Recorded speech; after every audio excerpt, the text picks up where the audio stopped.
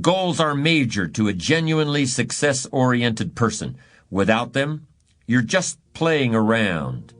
The difference between a goal-directed individual and someone without goals is like the difference between a Wimbledon champion and a kid batting a tennis ball around on a court with no net. No opponent to bring out the best in him, and no way of keeping score. Despite everything that's been written about the importance of goal setting, very few people actually put it into practice. It's always amazed me the way the average guy puts more thought and effort into planning his 2-week vacation than he devotes to planning his life. What's he taking a vacation from? He hasn't really decided what he's trying to do in life, but for 2 weeks out of the year, he just decides he wants to do something else. And this is what he plans very carefully. Challenge creates strong character, and goals represent challenge in its most positive form. Leaders have their personal goals clearly in focus, as well as the goals of the organization. In fact, one of the principal responsibilities of leadership is defining goals for the vast majority of people who aren't able to do it for themselves. Over the years, I've developed some ideas about effective goal setting, and I'd like to share those with you in a moment. When I was a kid, I used to dream what it would be like to buy a ticket on a railroad train and just go someplace. I really didn't think about where I'd be going or how long it would take to get there. I just loved the idea of getting on the train and just letting it take me someplace. I guess there's still something appealing about that idea, but it's not really the way you want to live your life as a mature human being. When you grow up, you buy a ticket on a train or a plane because you want to go someplace, and you know exactly where you're going. You may have to change planes in a different city. Your flight may be canceled, and you may have to switch to another flight. You may not feel like talking to the person seated next to you, but you will persist. You know where you're headed, and you're quite determined to get there. That's goal-directed behavior in its simplest form. There are short-term goals and long-term goals. Sometimes you're flying across the country. Other times you're just walking down to the corner grocery store. Long-term goals are the equivalent of a major journey. When you reach the point where you've achieved your long-term goals, your life will be fundamentally changed, and the process of getting to that point will transform you into a stronger, wiser, higher-performing person than you are now. How can you identify your long-term goals? On a sheet of paper or in a notebook, write these 5 headings. Number 1, what do I want to do? Number 2, what do I want to be? Number 3, what do I want to see? Number 4, what do I want to have?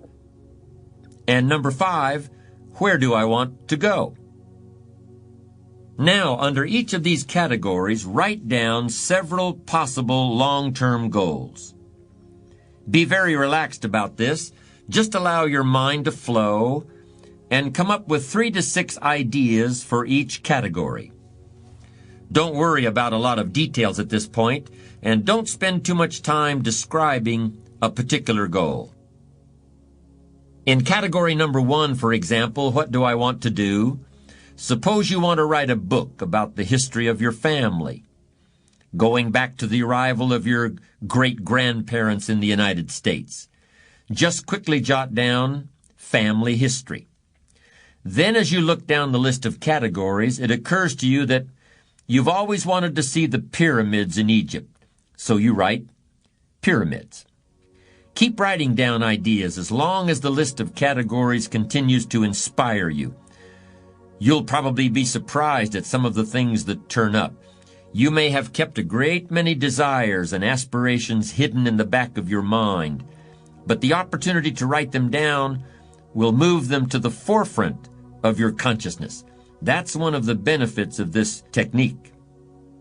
When you're satisfied with your list of long-term goals, read through the list once again. Then, beside each item, Write the number of years that you believe it will take you to achieve that particular goal.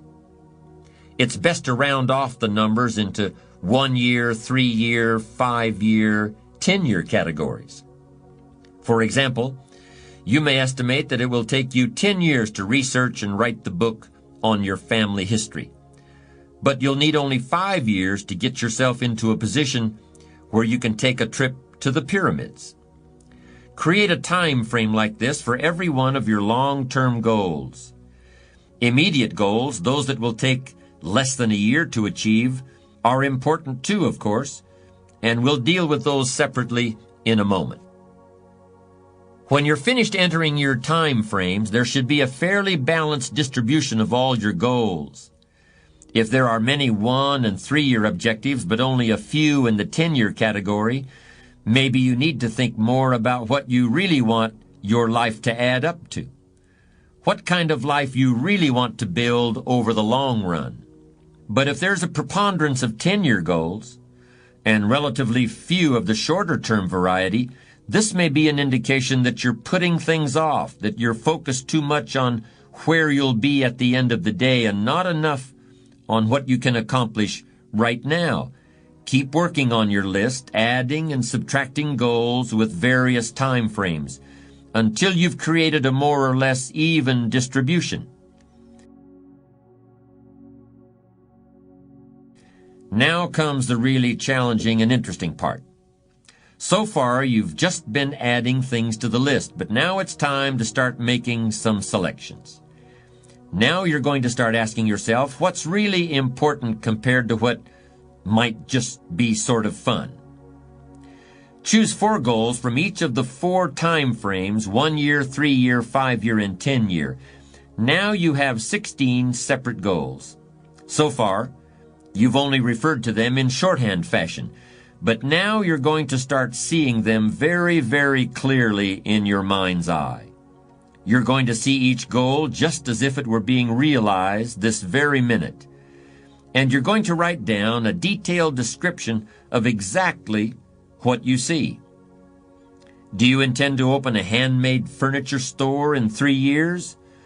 What will the store look like from the street out front? Will there be gold leaf lettering on the windows? Or will there be a sign hanging over the door instead? How many square feet will the store contain? Will there be a showroom area for the furniture in front and a workspace in back? Or will the furniture be built at a different location? Do you intend to have any employees, or will you run the business entirely by yourself? Think of all the questions that need to be answered in order to see your goal with absolute clarity. And then write the information down in a notebook or on a piece of paper. That will become one of your most important personal possessions. But that's not all. Any goal is a powerful motivator only if there's a powerful reason behind it. Why do you want to achieve your goals? Why do you want to own a handmade furniture store, or a private airplane, or a newspaper in a small town in Vermont? Why do you want to compete in a triathlon, or visit the Australian outback, or be the first woman in your family to earn a PhD? Write down your reasons for wanting each goal in the same degree of detail that you use to write your descriptions. If you can't find a clear and convincing reason for each of your 16 goals, do some serious reevaluating. You may have more whims or pipe dreams than real goals, and now is the time to make that discovery. Keep working on your list until you have 16 clearly envisioned, strongly motivating, long-term goals. Review what you've written at times, and keep track of your progress toward these objectives. Above all, persevere. Goal setting is a very important first step, but goal achievement is a continuous, lifelong process. That's what makes it so challenging. That's also why it's so extremely rewarding to finally attain your long-term goals. With regard to immediate goals, those that require anywhere from a day to a year to achieve, I recommend creating lots of objectives that can be accomplished in a month or less. Write them down. Read what you've written at frequent intervals. Keep track of your progress. And do something often that brings you closer to realizing these very short-term objectives. That way, you'll always have something to celebrate. These goals are not only important in their own right, they're also confidence builders and motivators toward a lifestyle based on perseverance and achievement.